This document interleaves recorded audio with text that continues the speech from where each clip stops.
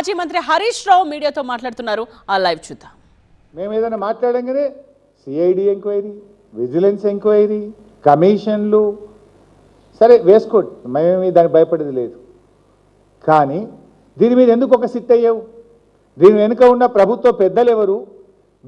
ఎందుకు ఇంత పెద్ద ధైర్యం ఆ తహసీల్దార్ చేసి ఇన్ని వందల వేల కోట్ల భూమిని ఏ రకంగా ఆర్డీఓ ఆర్డర్లను ధిక్కరించి పట్టాభూమిగా మార్చిండో వెలికి తీయాలంటే ఒక సిట్ అయ్యి దీని మీద సిఐడి ఎంక్వైరీ అయ్యి ఈ విషయాలన్నీ బయటకు తీసి ఈ భూమిని కాపాడండి. ఏ ధైర్యం మీద చేసిండు? దీని మీద ఓన్లీ ఎంఆర్ఓ ట్రాన్స్ఫర్తో సరిపెట్టినారే. దీని వెనుక కలెక్టర్ గారు ఉన్నారా, సిసిఎల్ఏ ఉన్నారా? ఉన్నతాధికారుల ప్రమేయం లేకుండా, ఉన్నతాధికారుల డైరెక్షన్ లేకుండా ఎంఆర్ఓ ఈ రకంగా ఇంత విలువైనటువంటి శంషాబాద్లో ఇంత విలువైన భూమిని 170 ఎకరాల భూమిని ప్రైవేట్ వ్యక్తులకు ధారాదత్తం చేసే ధైర్యం ఒక తహసీల్దార్కు ఉంటుందా అని మేము అడుగుతా ఉన్నాం.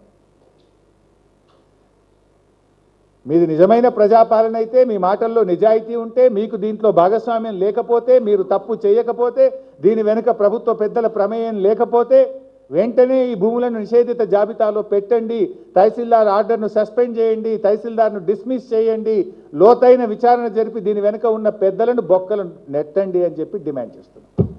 Thank you.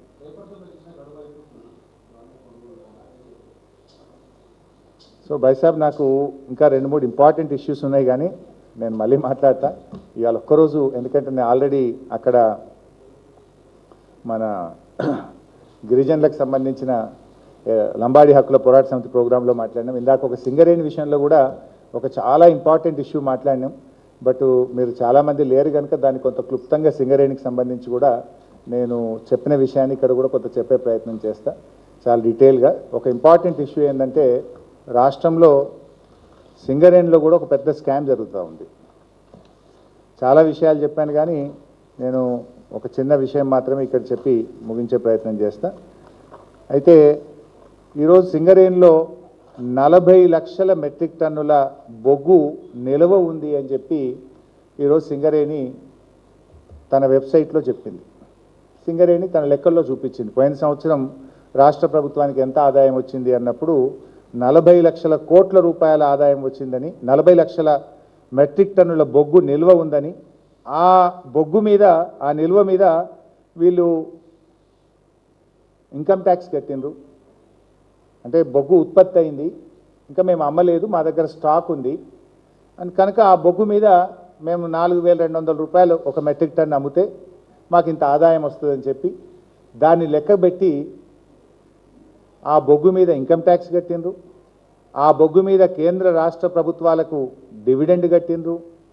ఆ బొగ్గు మీద కోల్ సెస్ కట్టిండ్రు.